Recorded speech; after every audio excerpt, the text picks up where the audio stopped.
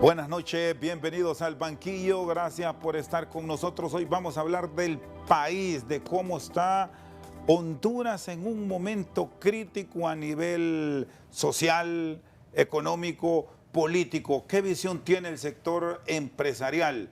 Nos acompaña hoy don Daniel Fortín. Bienvenido, ¿qué tal está? Mucho gusto, Chendo. Un honor estar aquí en su programa tan esperado todas las noches. Y de verdad, con mucho gusto estar aquí compartiendo con usted y con todo su teleauditorio. Muy bien, don Daniel Fortín actualmente es el presidente de la Cámara de Comercio e Industrias de Tegucigalpa y es directivo del Consejo Hondureño de la Empresa Privada. Planes para Honduras, generar certidumbre en la población, volvernos un país con todas las riquezas que tiene, atractivo para la inversión local y obviamente buscar la inversión extranjera para fortalecer nuestra economía. Pero esto lo estamos añorando en algunas áreas de la nación. ¿Cómo encontrar rutas de entendimiento entre el gobierno y el inversionista, don Daniel?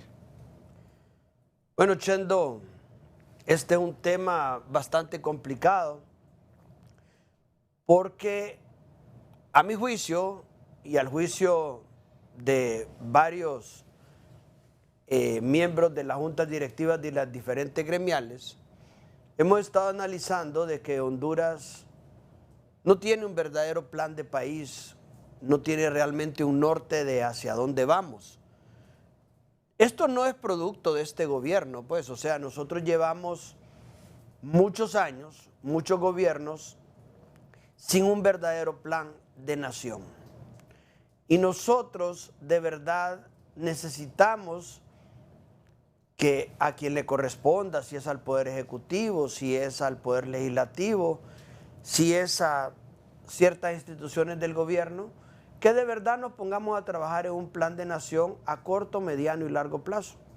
Si nosotros no tenemos un plan de nación de esta forma, nunca vamos a poder salir del subdesarrollo, Chendo.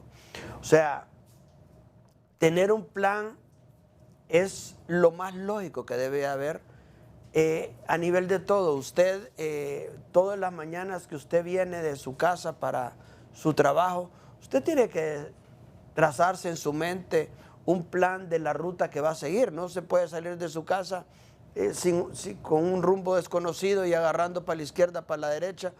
O sea, tiene que trazarse por lo menos un mapa mental de por dónde, qué calle se va a ir y obviamente pues tratar de seguir esa ruta.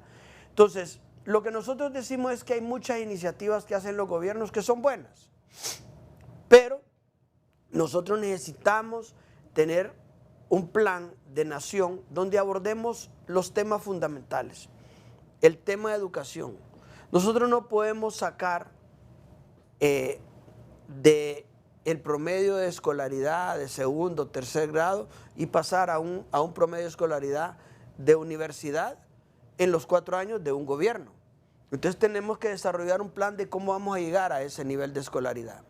Entonces tenemos que venir y decir, bueno, en el tema educativo vamos a agarrar la reparación de las escuelas, que es algo que entendemos que se está haciendo de parte del gobierno en este momento, la capacitación de los maestros a otro nivel para aún mejorar más la educación de nuestro país, ver cómo motivamos a que los alumnos vayan a la escuela, que sigan avanzando en las escuelas, que la merienda escolar, o sea, todo un plan de educación para poder alcanzar una escolaridad promedio de universidad en X cantidad de años. Un momento ahí, don Daniel, pero ¿hay esa voluntad para echar a andar estos proyectos, estos planes o el celo político nos está prácticamente alejando de estas posibilidades ya durante este tercer año de gobierno de la actual administración? Es que, Chendo, como le hemos dicho en muchas oportunidades, nosotros no somos una oposición de este gobierno. Lo que nosotros queremos es tener el país en el que todos queremos vivir. Y ese país debe ser un país que va hacia un futuro mejor para todo. Entonces, la verdad es que no es este gobierno el que no ha hecho un plan de nación. O sea, no traemos un plan de nación desde hace mucho tiempo, o por lo menos nosotros nunca lo hemos conocido, porque no se ha seguido. O sea, si vemos desde la era democrática, desde 1982 para acá, ¿dónde ha habido un plan? O sea, si hubiéramos tenido un plan en el 82, en el 86, en el 90, en el 94, 98, así sucesivamente, el nivel de escolaridad no estaría en segundo grado. El nivel del tema de salud no estaría tan precario como está ahorita. Pero no podemos seguir con ese mismo común denominador en nuestra sociedad de estar inventando, de estar improvisando, y habrá que tomar una ruta en algún momento. Planteo esto, Daniel, porque a principio de año ustedes del sector empresarial solicitaron este diálogo para buscar rutas de entendimiento. Recuerdo incluso que hasta izaron una bandera negra en señal de luto a media asta, pero después al parecer hubo un entendimiento y nos dieron a entender que se iba a cambiar. ¿Han sentido ustedes particularmente como inversionistas, como empresarios, este cambio? Como le explico, Chendo, la verdad es que nosotros hemos tenido mucha esperanza con este gobierno, en el sentido de que este gobierno podamos empezar a hacer las cosas diferentes. O sea, aquí se ha estado hablando de que los gobiernos anteriores no han servido, que los gobiernos anteriores no han funcionado adecuadamente. Entonces, lo que yo pido es decir, bueno, ¿y entonces por qué no lo empezamos a hacer de una forma diferente? ¿Por qué no nos sentamos a platicar los diferentes sectores y definimos y hacemos las mesas de trabajo y desarrollamos un plan de nación? Y que esa sea la herencia que este gobierno le pueda dejar a los siguientes gobiernos.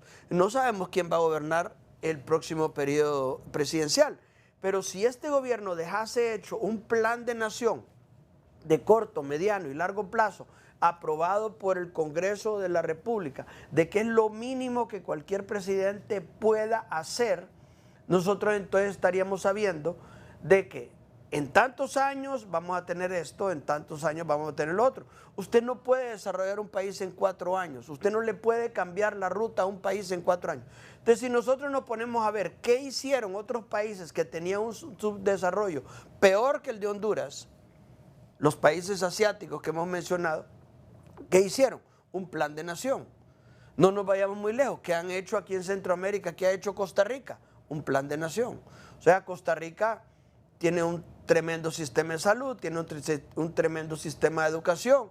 O sea, la gente de Costa Rica no migra hacia el extranjero, tienen muy poca migración, muy poca pobreza. La mayoría de la gente es clase media baja, media y alta. Y viven en un país muy orgulloso del país que tienen. Obviamente un país dentro de Latinoamérica, pero de verdad un país que da envidia de la buena. Entonces, ¿por qué? Porque tienen un plan de nación. Y eso es lo que nosotros estamos pidiendo, tenerlo. Por eso, si lo pudo haber hecho Costa Rica, ¿por qué nosotros no podemos imitar y ser un país muy similar a lo que es Costa Rica? Ahora, este 2024, ya entramos al segundo semestre. ¿Hay espacio aún para buscar este entendimiento o en el horizonte el año político, la convocatoria de elecciones puede venir a trastocar todos los planes? Porque ya sabemos, Daniel, qué es lo que ocurre en Honduras cuando arranca la actividad política, que el mismo funcionario público se integra a actividades porque quiere seguir en el poder y la oposición termina siendo agria hacia el gobierno en una crítica que de constructiva nunca tiene nada.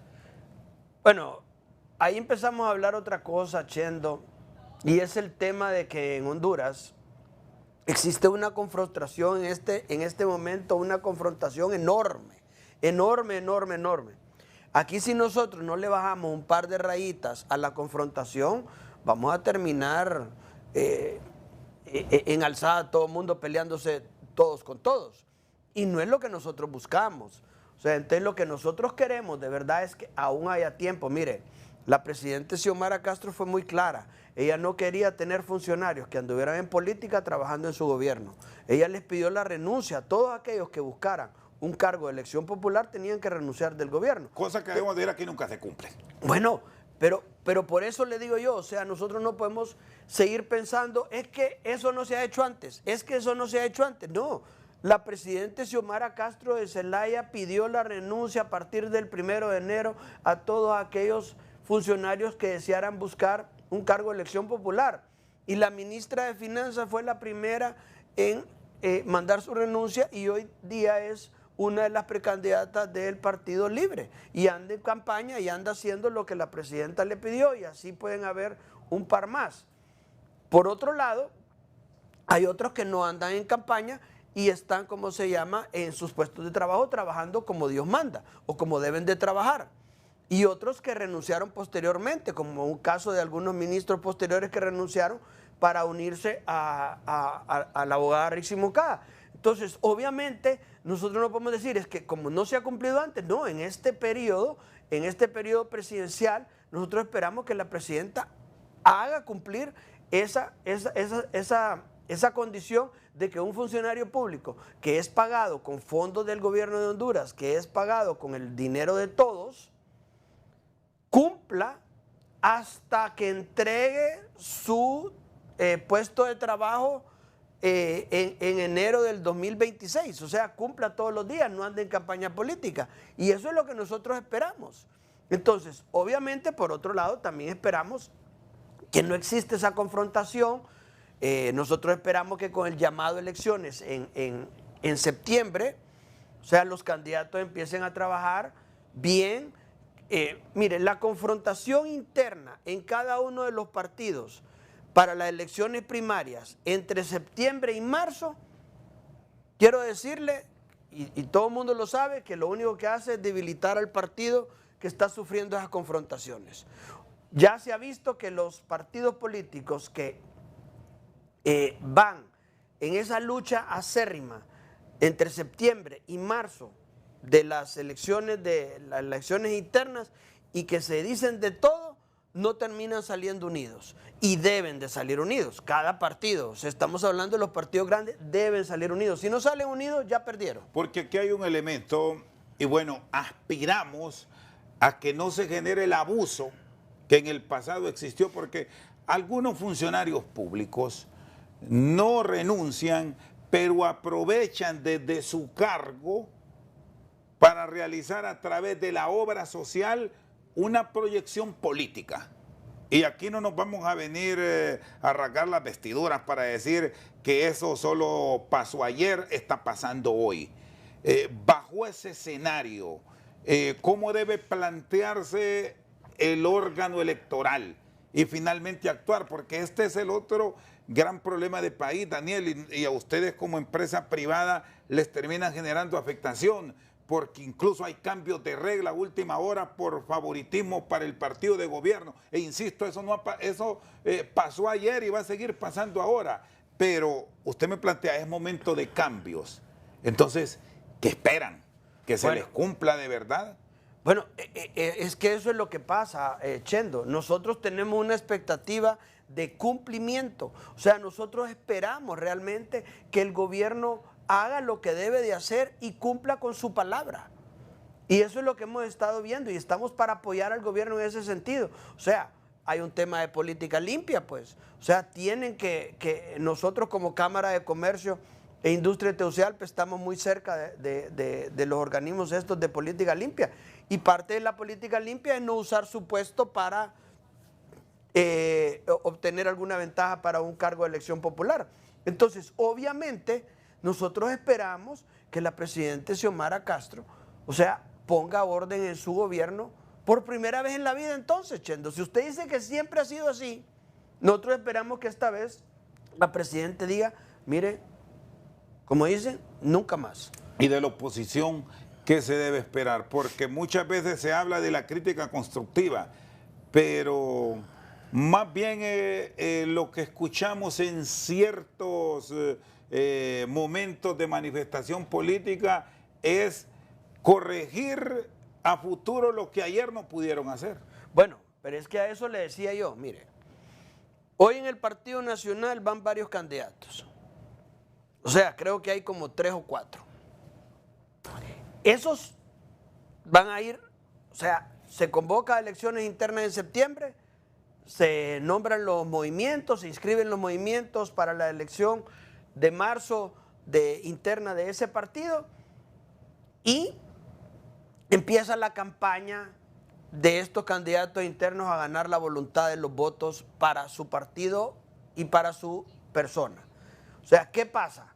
En ese momento, la política que deben estar ejerciendo entre ellos es tratando de convencer al votante de que ese candidato es la mejor opción, pero no peleándose de tal forma que al final de marzo no se puedan ni dar la mano, como ha pasado en algunos de los partidos en el pasado. Mire, eso ha pasado en el Partido Liberal y eso ha dañado tremendamente al Partido Liberal. Entonces yo espero que hoy día en el partido, y también pasó en el Partido Nacional cuando se pelearon los candidatos en la primera elección de Juan Orlando.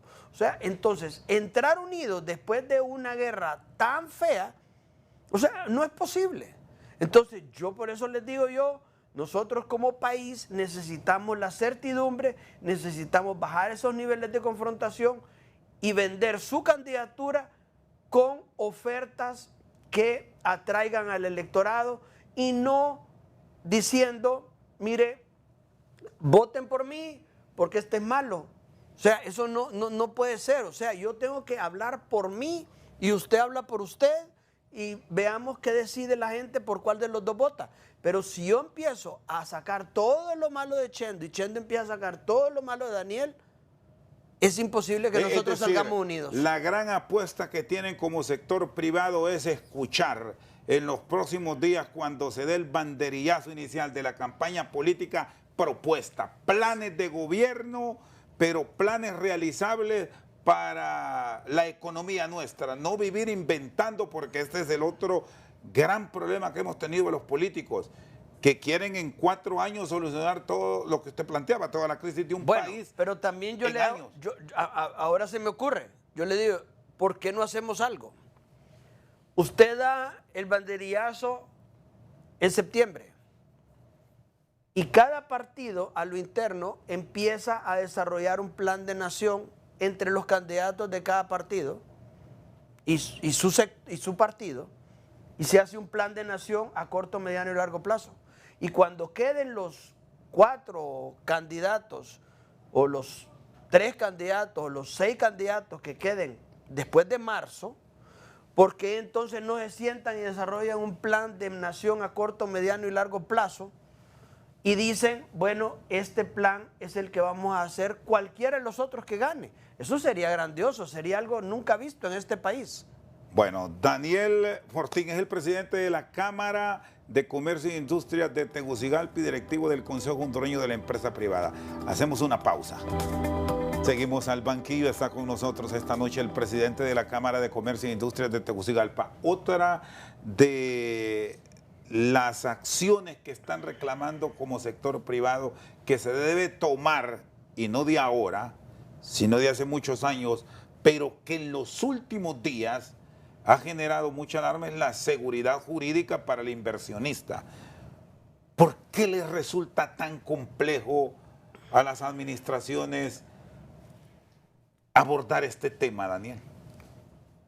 Pues la verdad no sé por qué resulta tan difícil, pero sin embargo, si nosotros queremos hacer de que este sea un mejor país, obviamente tenemos que generar más y mejores empresas, que estas a su vez generarían más y mejores empleos.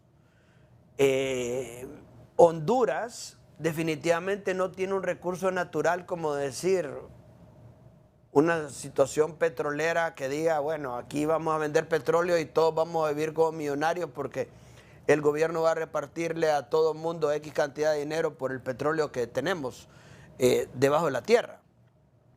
Entonces, obviamente, somos de los 100 y pico de países, o sea, de los países del mundo, habrá unos 2, 3 que puedan vivir de sus propios recursos naturales. Y todos son ricos en ese país, principalmente esos países árabes, donde todo el mundo vive súper bien. Pero los demás países no tenemos eso. Entonces lo único es el producto del trabajo, el producto del impuesto que se paga, y de eso viven estos países. Entonces, obviamente, si un gobierno quiere sacar adelante un país, tiene que generar más empresas para que se genere más impuestos, haya más ventas, se recaude más impuestos sobre ventas, etcétera, etcétera. Entonces, ¿qué pasa? Nosotros tenemos que crear condiciones que den seguridad a la gente cuando hace su inversión, al extranjero cuando viene a invertir al país. Entonces, ¿cómo se genera eso? Dando certidumbre en primer lugar, porque obviamente el mal que más afecta al hondureño en este momento es la incertidumbre que nosotros vivimos. Mire, Chendo, usted no sabe qué va a pasar mañana. Usted no sabe cuál es el lío que va a haber mañana o la otra semana. Entonces realmente estar en esa incertidumbre genera que la gente no quiera invertir un poco más. No le genera certidumbre a usted para los emprendedores emprender un nuevo negocio. Usted tiene que crear más exportación, crear empresas de mediano tamaño que exporten. Porque obviamente si nosotros queremos sustituir las remesas, lo único que la puede sustituir es por exportación, porque si no, ¿cómo vienen los dólares? Una exportación que ha caído notablemente, por más que nos quieran decir que tenemos un crecimiento económico aceptable, al medir la realidad, es hacia la baja. Sí, ha caído y ha caído por múltiples razones. Entonces, obviamente nosotros tenemos que fomentar más las exportaciones. Entonces, obviamente, cuando usted habla de seguridad jurídica, debe decir, no deberían de haber cambio de reglas. Todos los contratos que se firmen entre el gobierno y un empresario deben ser contratos correctos.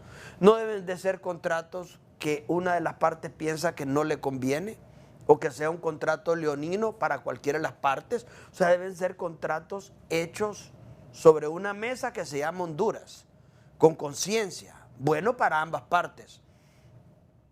Debe de venir y saber que si usted invierte su dinero va a tener la seguridad de país, de que no va a tener extorsiones, que usted va a tener una seguridad, de que usted va a tener una infraestructura para poder moverse dentro del país adecuadamente, que usted va a tener los recursos necesarios en los bancos para que se lo puedan prestar el dinero, que usted no va a tener invasiones en las tierras si usted se dedica a la parte agrícola, que eso está terrible. O sea, y este es un punto, Daniel, perdón que lo interrumpo, que ahora mismo ha cobrado una enorme relevancia cuando hemos escuchado de la propia autoridad del Instituto Nacional Agrario que políticos, y se refirió a alcaldes e incluso hasta diputados, son los que están incentivando prácticamente la usurpación.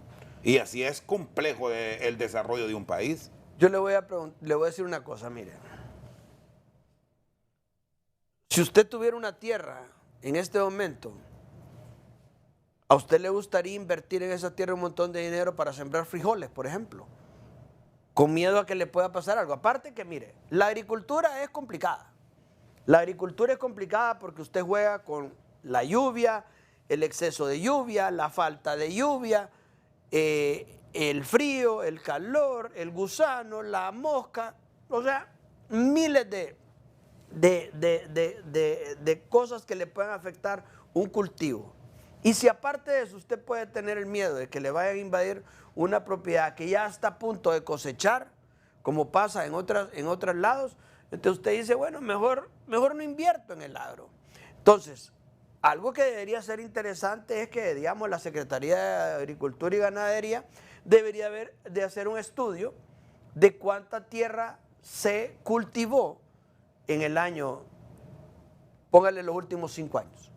O sea, ver cuánta tierra ha sido cultivada y ver si se está cultivando más o se está cultivando menos. ¿Por qué? Porque eso nos puede causar problemas a futuro. Entonces nosotros tenemos que ver esa parte. Y yo por eso le digo yo que tiene que haber planes. Tienen que haber planes para poder tener toda esa medición. Uno mide, y le voy a decir una cosa, los políticos le entienden a las mediciones porque ellos pasan midiendo las encuestas de sus participaciones políticas, lo saben.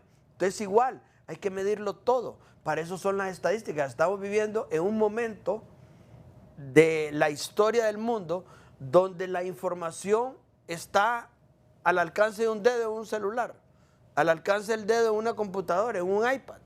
Todo el mundo tiene ese acceso. Y con esta dificultad, porque ahí está, que ahora mismo estamos registrando cuál debe ser el comportamiento, y aquí hablamos del Estado como tal, porque no solo es en función de lo que puede hacer el Ejecutivo con una comisión que nombró para revisar el problema de las invasiones y la legalización de tierra o el reclamo de espacios que tienen grupos campesinos que curiosamente solo van a zonas productivas. Es el accionar del Poder Judicial, de la Secretaría de Seguridad, porque muchas veces se ve, se denuncia y no se actúa. Por eso le digo de que debe haber un informe de qué ha pasado, qué se ha hecho, para darle la seguridad jurídica a los dueños de tierra para que estos puedan hacer sus inversiones o atraer inversión extranjera que venga también a invertir en este país. La verdad, Chendo, es que sin información la gente está, como le digo yo, con la incertidumbre de que si hace o no hace. Y le digo, la gente debe tener certidumbre, la gente debe de venir y poder salir a la calle y buscarse el pan de cada día en una forma adecuada, feliz, contenta, con seguridad. Mire, Chendo, hay mucha gente que le gusta salir de Honduras porque por lo menos en otro lado hasta caminar puede. Aquí usted no puede salir a caminar, en ningún lado. Y no importa de qué clase social sea usted, el andar en la calle siempre es un peligro, ¿o no lo es? Y el tema de la seguridad, que incluso ha tenido mayor apoyo en estos últimos años. ¿Qué ocurre? ¿Cómo debe trasladarle a la ciudadanía para que se sienta segura? Mire, es un tema... ¿Cuál es el planteamiento de ustedes para eso? Mire, yo no soy un experto en seguridad, Chendo, y realmente me imagino es un tema súper complicado. Es un tema en el cual la inseguridad está muy remarcada. Yo obviamente entiendo y creo yo que pues el Poder Ejecutivo está haciendo todo lo humanamente posible para bajar la criminalidad. O sea, definitivamente se siente de que se está tratando de hacer. Pero mire usted, todos los días, a toda hora, usted oye que mataron tanto, mataron esto, mataron lo otro. Mire, eso da lástima que nosotros como hondureños, y yo le voy a hacer una pregunta a usted. Usted está en la mañana viendo noticias y usted oye que mencionan en las patrullas matutinas que mataron tantos en tal zona la noche anterior. Yo le digo, ¿qué siente usted cuando escucha la noticia? La mayoría de la gente no siente nada ya. O sea, nos estamos volviendo insensibles hacia ese dolor. Mire, aquí hay tanta gente muerta violentamente que si usted ve, por ejemplo, en otros países de que hay 3, 4 muertos en algún lugar, es un luto nacional. Y aquí pasa todos los días. Entonces, eso nos está volviendo a nosotros insensibles. Obviamente, no digo yo que es porque somos malos. Es porque si usted empieza a realmente vivir en un luto, en vivir en un miedo, en vivir en una situación de que se preocupa tanto por las muertes violentas que son día a diario, pues usted terminaría en el manicomio, ¿va? Ahora, estamos claros que todo esto genera mucha incertidumbre, dudas, y no hay un clima de inversión adecuado. Y quiero quedarme con la capital, que usted conoce muy bien a nivel empresarial, y me hablaba de búsqueda de incentivos a la pequeña y mediana empresa, que es clave para el desarrollo de la ciudad, para mejorar las exportaciones, etcétera. y justamente es uno de los sectores por este aspecto de la seguridad más golpeados.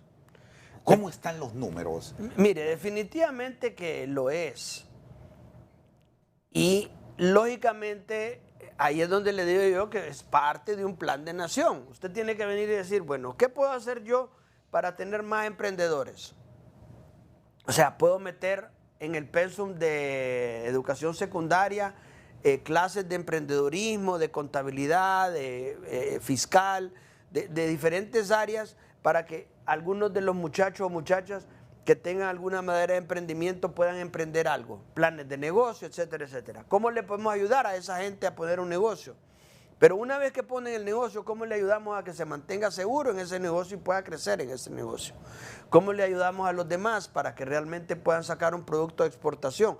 ¿Cómo podemos hacer para que estas personas puedan franquiciar sus negocios? O sea, es una serie de retos que tiene el Poder Ejecutivo, que tiene el Congreso y que tenemos nosotros empresarios y que tienen también los trabajadores para trabajar en conjunto para poder desarrollar más el sector empresarial. Pero solo sentados sobre una mesa, viendo las posibilidades que hay y trabajando todos en conjunto para lograr el objetivo, lo podemos lograr. Porque solo no lo podemos hacer. Nosotros no podemos cambiar los pensum de las clases. Nosotros no podemos venir y hacer que hayan mayores garantías de la parte de seguridad. Nosotros no podemos hacer de que los bancos estatales den algunas condiciones especiales de crédito hacia el microempresario. Entonces, obviamente nos tenemos que sentar Pero y eso es lo que hace falta. Pero los cuadros estadísticos de inversión en esta área sí se han caído. Definitivamente. ¿En qué promedio, Daniel? Mire, no tengo a mano el dato en este momento, pero definitivamente la cantidad de empresas. Mire, es importante saber de que muchas empresas se registran en la Cámara de Comercio, en el registro mercantil, pero ¿cuántas duran? ¿Cuántas siguen adelante? Y obviamente son temas que tal vez no es bueno tal vez decirlo en televisión porque en vez de motivar, desmotivan. Y obviamente pero nosotros lo que queremos puede ser, es que, Daniel, una realidad planteada en blanco y negro para entender que hemos cometido errores. Si esto es normal que pase, pero la intención es rectificar y mejorar, porque no podemos estar sumidos en problemas siempre. Por eso es que el Consejo Hondureño de la Empresa Privada y la Cámara de Comercio e Industria de Tegucigalpa y otras gremiales también hemos solicitado al gobierno sentarnos y hacer mesas para mejorar todos estos números. O sea, para eso lo estamos haciendo. Si nosotros, como le digo yo, nadie de nosotros es oposición. Nosotros lo que más queremos es que este gobierno salga adelante y tenga los mejores números de la historia. Yo le digo, mire, ningún empresario quiere que sus ventas se vengan abajo. Ningún empresario quiere que su negocio empiece a fracasar. ¿Y qué pasaría si por la situación del gobierno, por la situación que se está viviendo, esos números empiezan a bajar? O sea, el más afectado es el empresario, el más afectado es el trabajador que lo empiezan a correr porque ya no hay ventas. Entonces, obviamente lo que nosotros necesitamos es que los gobiernos, el que sea, yo ni partido político tengo, pues o sea, nunca he tenido un partido político de decir, bueno, yo me identifico y soy de este partido y soy político. Bueno, por eso soy gremialista, porque me gusta más la parte gremial. Pero ¿qué le digo? O sea, nosotros necesitamos de verdad que la gente crea en Honduras, crea en lo que está haciendo y que le salga un beneficio y que ese empresario obviamente sepa de que el gobierno de turno que está va a seguir mejorando los números. Mire, usted mira, obviamente es feo compararlo porque dicen que no es comparable con los casos de Europa, por ejemplo. Yo le digo, mire, ahí la gente está feliz de que dicen que en Francia ganó la izquierda, que en Inglaterra ganó la izquierda, que en el otro ganó la derecha, que en el otro ganó el centro. Yo le pregunto, Chendo, en Europa, en cada país de Europa, gane quien gane, ¿usted cree que va a cambiar la forma de cómo van a vivir los habitantes? No cambia, Chendo. O sea, digamos, dicen, Inglaterra ganó la izquierda, nada va a cambiar. O sea, van a seguir con las mismas políticas, o sea, van a seguir sacando el país adelante. En Francia igual, en España igual, en Suecia igual, donde sea. Entonces, si usted me dice, ahí todo el mundo pretende que el gobierno haga lo mejor posible para que el país siga saliendo adelante. Aquí no pasa eso. Aquí nosotros tenemos que estar pensando, ojalá venga alguien que haga medio bien las cosas. Muy bien, está con nosotros esta noche al banquillo el presidente de la Cámara de Comercio e Industria de Tegucigalpa, Daniel Fortín. Una pausa y ya regresamos. Seguimos al banquillo con el presidente de la Cámara de Comercio e Industria de Tegucigalpa. ¿Cómo esperan la reacción en los próximos días en el marco de discusiones en el Congreso Nacional, el tema de la ley de justicia tributaria? Daniel, aparentemente todo está listo ya para entrar a la discusión. Chendo, nosotros seguimos manteniendo nuestra posición de que la ley de justicia tributaria debería haber sido una ley en la cual nosotros nos sentáramos los obligados tributarios con el gobierno para hacer una ley que de verdad funcione y que sea una ley de justicia tributaria. Nosotros nos seguimos preguntando, o sea, usted elimina exoneraciones, ¿significa eso de que nosotros vamos a tener más impuestos, va a pagar más impuestos la gente? ¿O significa que la gente que tiene exoneraciones se va a ir a invertir a otro lado donde le den las exoneraciones? O sea, ¿dónde tenemos nosotros esos números de lo que va a entrar al país una vez que quitemos esas exoneraciones? O sea, yo quisiera ver esos números. Quiero saber, por ejemplo, cómo va a funcionar los regímenes que van a sustituir los 16 regímenes que hay, porque usted sabe, esos 16 regímenes son de diferentes cosas. Entonces usted va a meter todos esos 16 regímenes en dos, zona franca y rinde. ¿Cómo van a funcionar zona franca y rinde? Nosotros le preguntamos, ¿cómo van a funcionar? Dicen, no, es que una vez que esté aprobada la ley de justicia tributaria, entonces vamos a hacer el reglamento y vamos a decirles cómo va a funcionar. Digo yo, entonces, ¿cómo usted va a derogar 16 regímenes para sustituirlo por dos que todavía no sabe cómo van a funcionar? ¿Hay riesgo de pérdida de empleo, Daniel? Definitivamente, Chendo. O sea, si las empresas estas que tienen exoneraciones se van del país porque les quitan las exoneraciones, hay riesgo de pérdida de empleo. También puede haber riesgo de futuros empleos de empresas que no vengan por este cambio de reglas en un momento dado que se está dando. Ellos dicen, no, pero mire, los que todavía están bajo un régimen van a seguir en ese régimen. Sí, pero ya lo quitaron. Entonces, habrá un momento en que venció. Obviamente, le van a decir, hasta su vencimiento puede seguir en el régimen que estaba. Pero eso causa una turbulencia, o sea, siempre un cambio, siempre un alto, siempre una modificación de leyes trastoca la parte de certidumbre. Por otro lado, nosotros decimos, bueno, ¿dónde dice en una ley de justicia tributaria, donde se habla de cuáles son los beneficios que va a tener la microempresa, la pequeña empresa y la mediana empresa? O sea, van a haber impuestos diferenciados. La microempresa paga el 25% de sus ingresos, de su renta.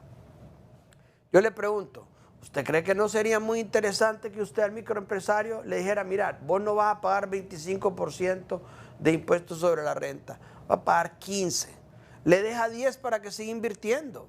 Aquí, desde chiquito, al empresario se le empieza a golpear en una forma como que fuera un gran empresario. Aquí se habla de que el gran empresario no paga impuestos. Claro que paga impuestos, si no, entonces ¿de dónde viene la recaudación que también dice la Administración de Rentas que sobrepasa los límites y que ha venido creciendo la recaudación? ¿Quién la paga? O sea, la pagan los medianos y grandes empresarios, son los que la pagan. Entonces, ¿a qué se refiere cuando dicen de que un gran empresario no paga impuestos? Bueno, a los que están exonerados, pero obviamente los exonerados no pagan impuestos. Igual que no pagan impuestos las ONGs que están autorizadas para eso, las iglesias, no pagan impuestos los maestros, no pagan impuestos los funcionarios los funcionarios de organismos internacionales, no pagan impuestos sobre la renta.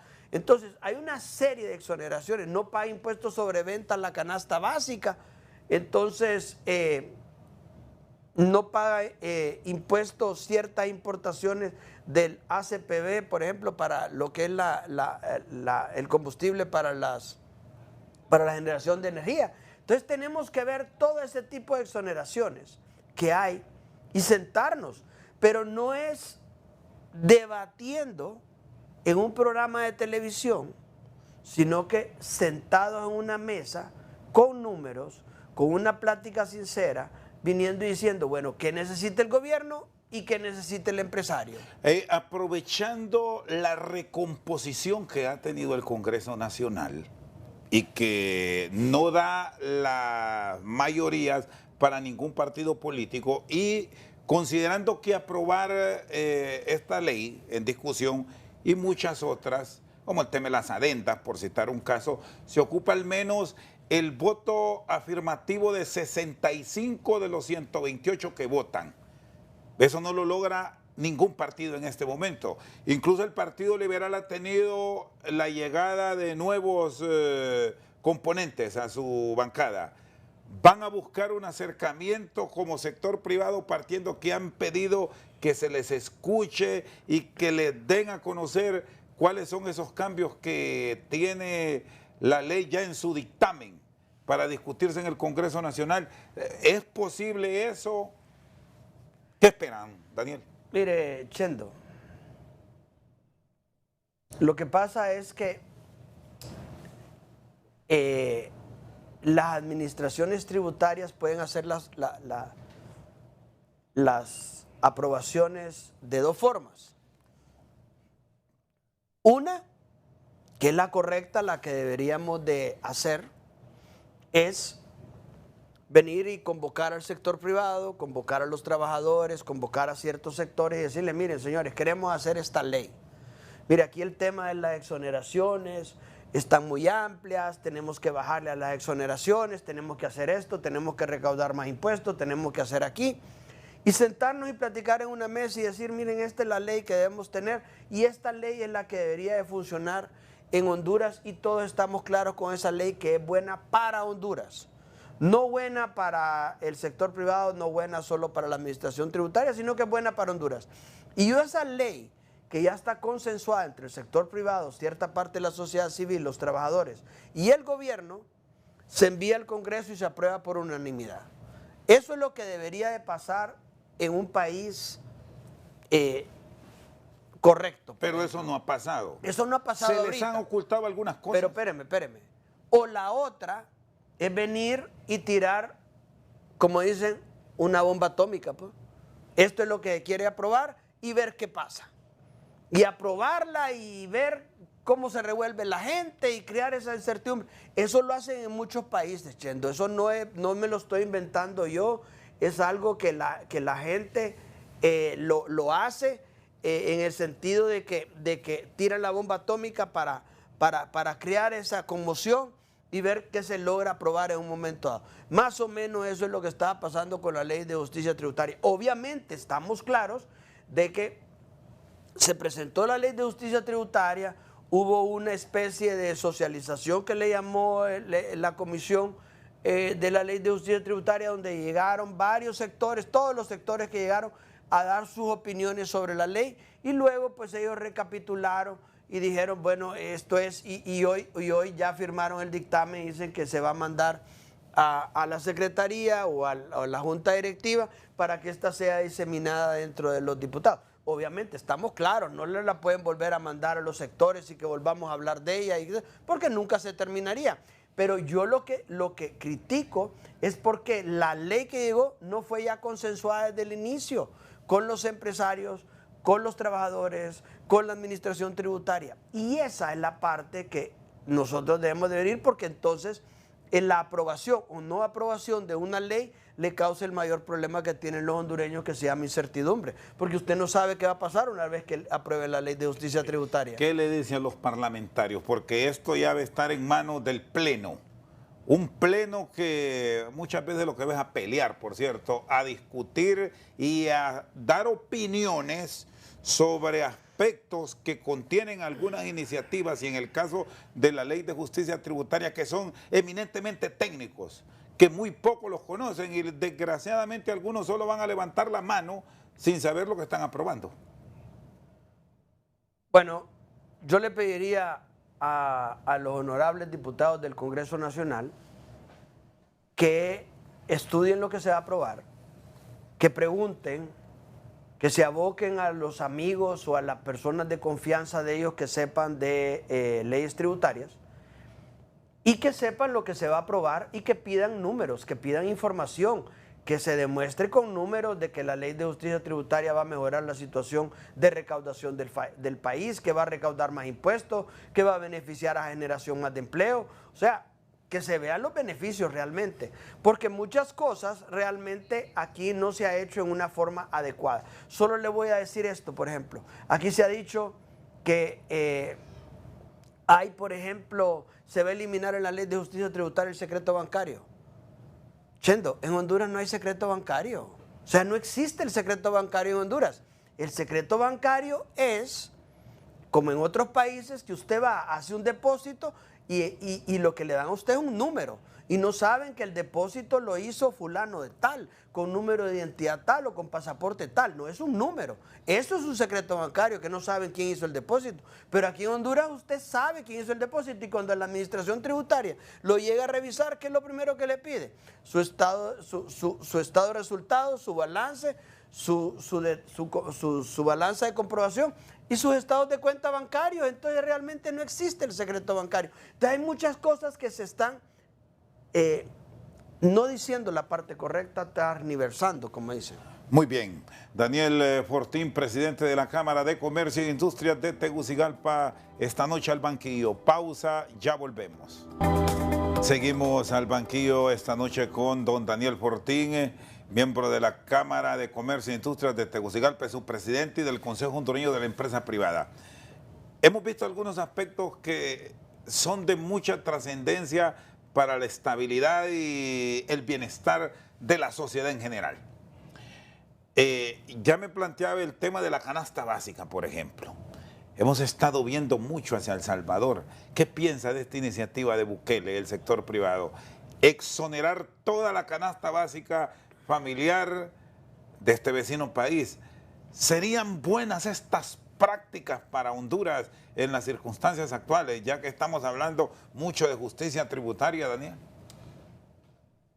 Mire, yo no estoy claro con lo que quiere aprobar el presidente Bukele, porque él está hablando de eliminar exoneraciones, no de dar exoneraciones, sino que eliminar las exoneraciones, pero sería nada más para los productos de importación para generar productos de canasta básica, porque en El Salvador la canasta básica sí está grabada con el impuesto sobre ventas, al contrario que acá.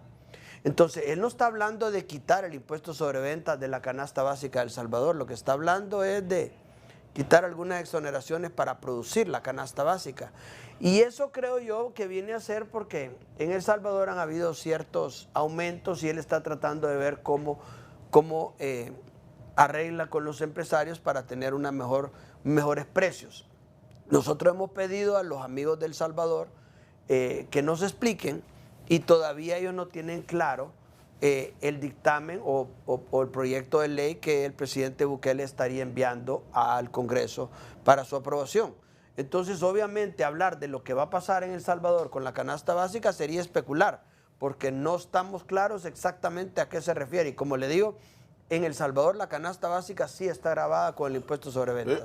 Aquí no. Sí, otro de los puntos que ustedes como sector privado han venido exponiendo hace muchos días que se deben tener políticas monetarias claras es en el tema de los dólares. Muchos importadores, los importadores hoy en día se quejan porque no hay dólares en el mercado, que hay que recurrir incluso hasta el vecino Salvador para obtener la divisa estadounidense.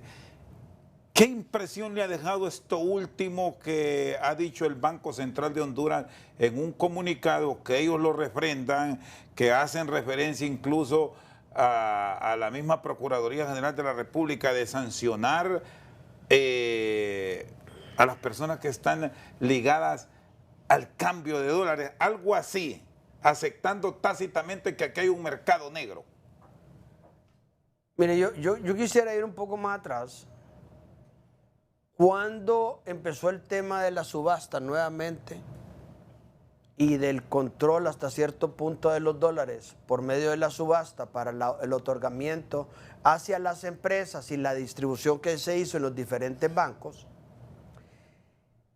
se dijo, no por parte del Banco Central ni por parte del Ejecutivo, algunos de los funcionarios de gobierno dijeron pues que esto era para poner cierto orden hacia el empresariado y que el empresariado estaba haciendo inversiones fuera y que había que hacer algún tipo de control con la adquisición de divisas. Nosotros en ese momento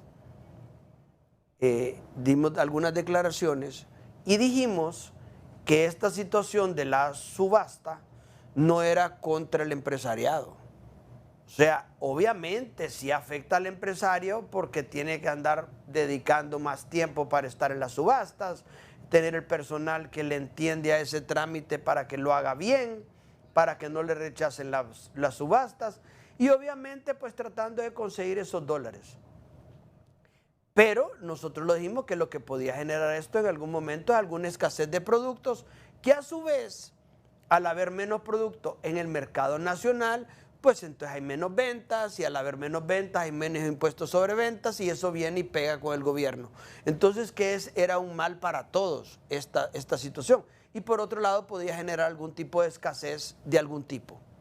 Y por otro lado dijimos, eso lo dijimos creo que en noviembre, diciembre del año pasado, de que obviamente la gente que necesita divisas está en todo su derecho de buscar las divisas donde las pueda encontrar, pues. Y si tiene que comprárselas a alguien, se las va a tener que comprar, porque obviamente aquí en Honduras no hay una ley que diga que yo no puedo comprar dólares. Entonces, obviamente, este tema de este comunicado que salió el día de ayer, hay que reunir. Nosotros nos hemos reunido frecuentemente últimamente con el Banco Central, con la presidenta Rebeca Santos, y hemos tenido, incluso vamos a tener un conversatorio con nuestros afiliados en la Cámara de Comercio para que expliquen el tema de la obtención de divisas por medio de la subasta, qué está pasando, cómo se hace, porque sí ha creado esto una situación de preocupación de que no se están adquiriendo los dólares como usted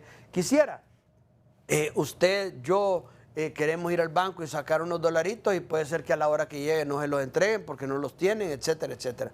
Creo que a usted le ha pasado, a mí me ha pasado. Se ha generado una especulación sobre la divisa estadounidense, de pronto hasta sin necesidad, que está obligando ciertamente a una caída de nuestra moneda, porque con frecuencia se está dando movimiento en el tipo de cambio. Bueno, el tipo de cambio ha venido con el deslizamiento que hemos venido haciendo y eso ha sido una política muy responsable del Banco Central a través de todos estos años. No se ha disparado y ha venido con una proyección adecuada. El Banco Central en eso ha sido extremadamente responsable.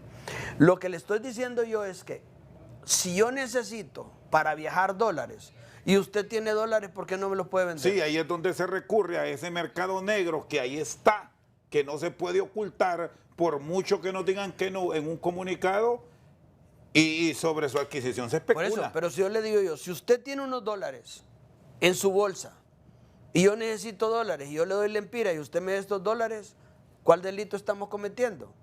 O sea, no estamos cometiendo ningún delito, a mi entender, ¿verdad? O sea, no estamos especulando, no estamos haciendo cosas malas. Esos dólares que usted tiene fue que tal vez los tenía y le sobraron de algún viaje, o alguien le pagó con dólares y usted los tiene y los quiere convertir a lempiras, ¿qué va a hacer? Entonces, obviamente, ¿y por qué no le puede hacer un favor a un pariente, a un amigo, a un hijo, a una madre? O sea, tiene que poderse hacer. Igual las empresas, pues si las empresas en un momento dado tienen dólares y se lo quieren vender a sus ejecutivos, tienen que hacerlo. Entonces definitivamente que vamos a tener esta reunión que estamos pendientes con con la presidenta Rebeca Santos para entender realmente de qué se trata este comunicado y cómo se va a resolver. El tema de los dólares lo debemos de resolver de una vez por todas para también quitar esa parte de incertidumbre sobre la divisa extranjera. Gracias, Daniel, muy amable.